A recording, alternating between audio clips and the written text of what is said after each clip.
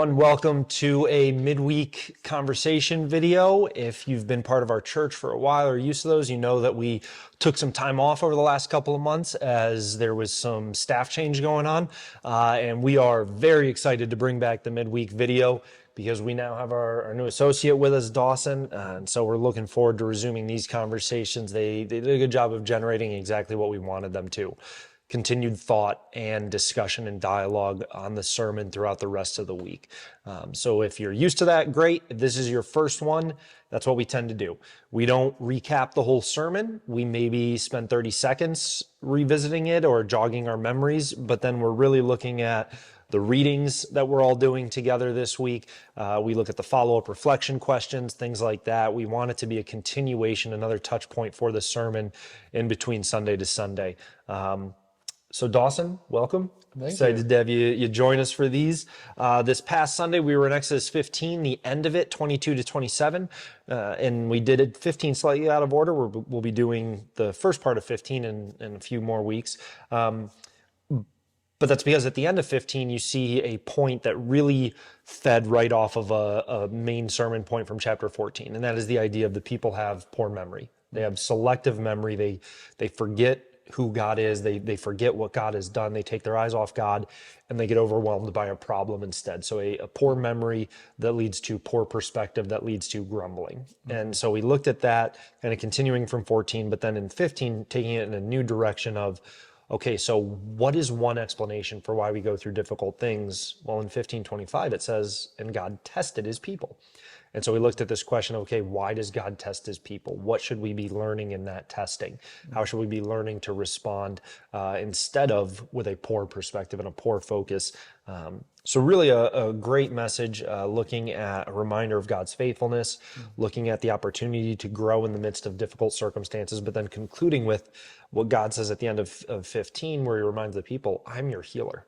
And we looked at this essential truth of God healing our brokenness. You know, we tend to default healing to physical, but when you look at healing, especially in the Old Testament, it's so frequently tied to he will heal our iniquities. He will forgive our sins. And so we looked at how that was happening even for the people.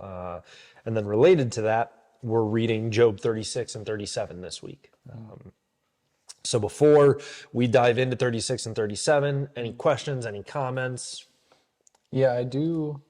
I think that you really brought something to mind with talking about him as a healer. But what I guess would be a question, and be a little more practical, because sometimes we can get that relentless Christian optimism where we refuse to call evil, bad things happening to us evil. And then we have this weird moral dilemma where we're like, why would God do this thing that is objectively bad and hasn't had any result? Versus testing. So how would you kind of walk that line where you're not always going, this is evil naive and has no purpose, but you're not also attributing evil things to God? Sure. So I think one, you have to recognize who God is and what he does and how he works, and recognize that he works in all situations. So I would say that even in objectively evil situations, God is still at work and still doing something. And that was part of what we looked at in the message was, learning to flip that perspective of, okay, what could I learn from this situation? And I think like you said, I think you actually answered the question yourself kind of in asking it. I don't think we should hesitate to be honest about the pain and the difficulty of what we're in, right? Like, hey, this is evil, right? Like child abuse, that's evil, right? Like, I have no problem saying that. You should have no problem saying that. We can acknowledge that, and we can acknowledge that it's evil, and we can lament the evil, and we can mourn the grief of the evil, and we can recognize that God is not evil.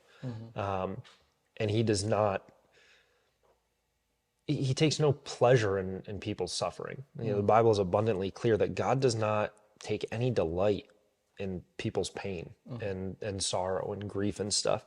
And so recognizing that when evil things happen to us, it's a consequence of the fallen world we live in. It doesn't mean God is getting some sort of glee from that situation. Right. And neither does it negate that, okay, there can still be some way that this is being redeemed by God for my holiness, whether it's learning a greater dependency on prayer, whether it's learning even the simplicity of just crying before the Lord, right? Like there's still a confidence I can have that God is at work and has not abandoned me. Does that make sense?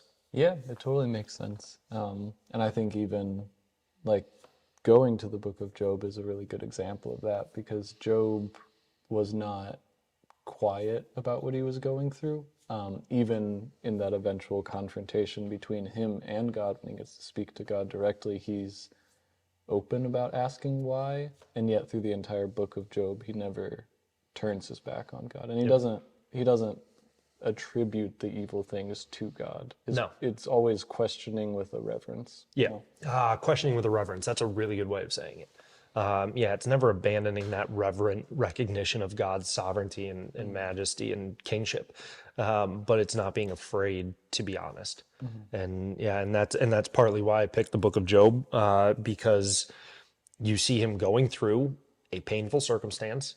And one of the verses we actually used in the sermon was from Job, where, Job says, look, try me and I will come out as gold. And so Job even recognizes that, hey, in the testing and the examining, there's a refining that's happening for my sake. And on the flip side of it, on the other side of it, there's benefit, there's positive, there's growth.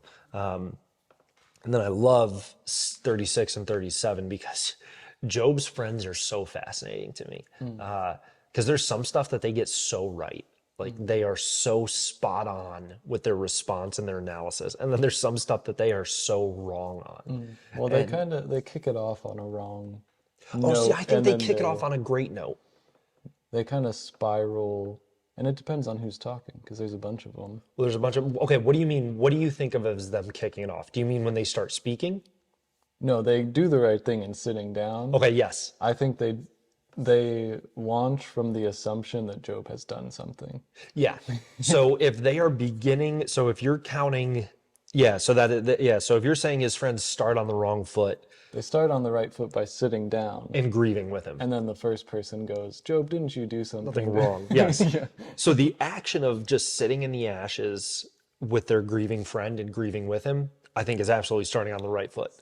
And then they open their mouth and then things go south. And then late in the conversation, somebody jumps in and kind of redirects things. Redirects it, which is what you get to in 36 and 37 when you've got Elihu returning to God's sovereignty. And, the section is titled in my Bible, at least, Elihu extols God's greatness.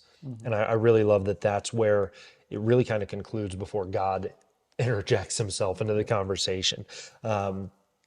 But some of the reasons I chose these chapters, and if you've already read them, great. We'd love to hear from you in the comments about what verses stood out to you, how you saw this sermon connect to these chapters. If you haven't, here's some things to look for to hopefully prompt you. Verse 7 and 36, talking about God, he says, he does not withdraw his eyes from the righteous. That was one thing that we looked at back in Exodus, is the people are going through these circumstances that are painful, and God's presence is not changed in any of them. And then it goes on in Exodus and it talks about, look, if you do these things, if you heed my voice, if you listen and obey, if you follow my commands, there's blessing for you.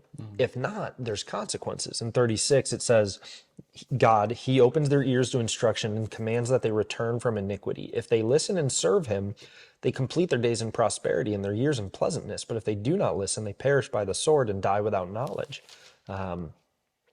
God makes it so clear for us. And I think that is something else that we can't lose sight of in circumstances, is that our response to the circumstances has ripple effects. You know what I mean? Like if I'm in a painful situation, if I'm in a trying, a testing, a demanding, a grueling situation, and I'm responding in a holy way that's in line with how God's called me to live, there's blessing in that. And there's good in that.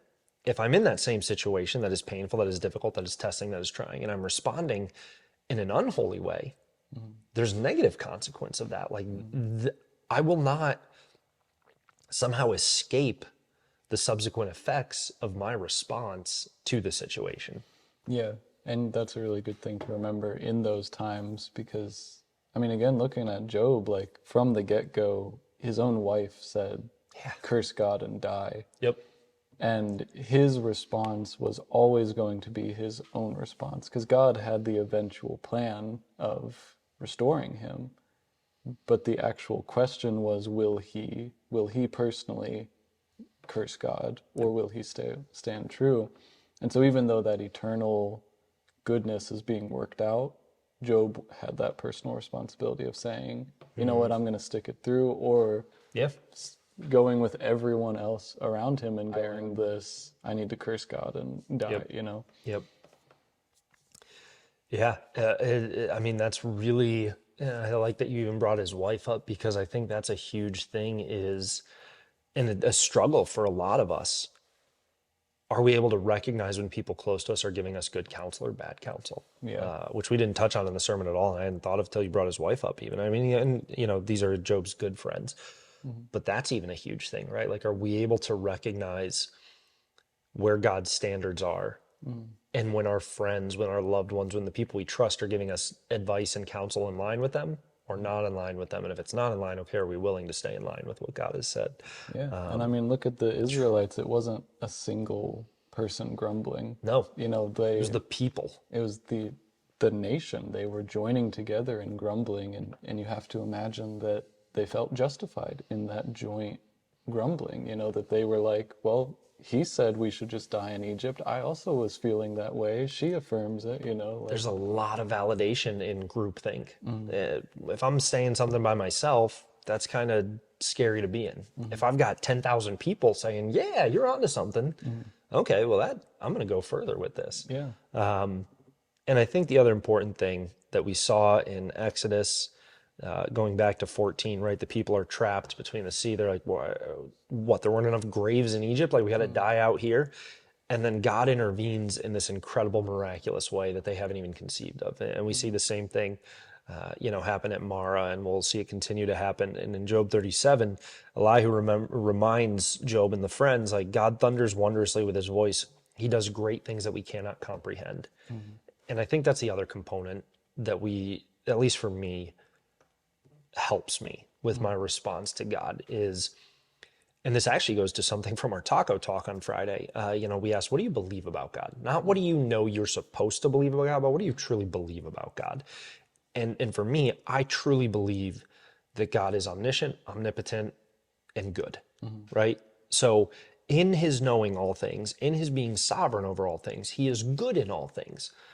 And so even if I cannot comprehend what he's doing, even if I'm stuck in a situation that I can't see a way out of, that doesn't mean God is puzzled or stumped or any less powerful, which has gone such a long way in my own life of alleviating that fear or that worry or that panic or anxiety, because it's like, there doesn't need to be a place of grumbling or fear because I'm incapable of doing anything about this.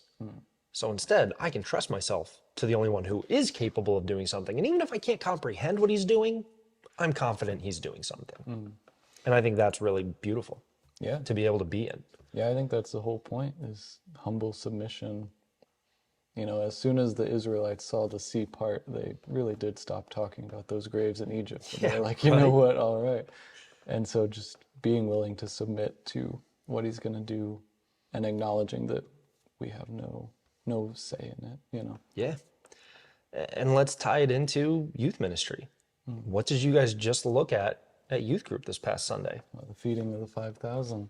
Feeding, I mean, you want to talk about, like, one of the funniest lines in the Bible to me, one of the absolute funniest lines in the Bible, when the disciples are like, we've got this crowd of people, and Jesus goes, cool, great, feed them. You feed them. them. Yeah. Like, Yeah, it's an incredible moment, and it's that same thing where Jesus was trying to get the disciples to see that it didn't matter that they couldn't comprehend a way to feed the people. He just wanted them to come alongside him. yep. And even in the actual miracle, he lets them deliver the food. So even though they were a little obstinate, they still get to partake. It's just about how early they're going to accept it and how much faith they're going to bring to it, you know. I love that, what you just said. He allows them to partake. Go back to Exodus 15, go back to the sermon. What was the solution? God says to Moses, why do you cry to me? Take that log and throw it in the water. God did not need Moses to chuck a piece of wood into the water. Yeah. He allows them to participate. And I think that's really, really cool for us as the church. So there you go, parents, too. If you're watching this and you got teenagers, now you have a way to tie the sermon into their youth lesson. If you don't have teens, find a teen on a Sunday and tie the sermon into their youth lesson. Cross-generational relationship is a beautiful thing. But yeah, so that's kind of what stood out to me in Exodus 37. I mean, there's a lot more in 36 and 37, but those were some of the big things.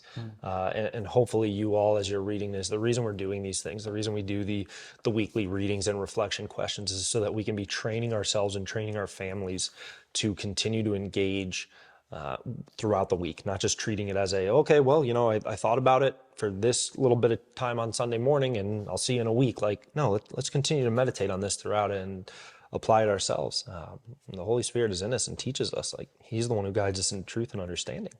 And so that's pretty cool too. Talk about allowing us to participate. Yeah. Any other thoughts, comments, questions, confusions, No, complaints? I think we're Can't good. think of any other C words. Questions doesn't start with a C. All right. Well, hey, thanks for joining us as we bring back the midweek conversation. We're really looking forward to these continuing to resume. If you have any questions, if you have any comments, let us know. We'd love to answer them, especially if it's ever about a sermon and you let us know before we film these videos. We can address them directly. But other than that, we'll see you guys later. Yeah.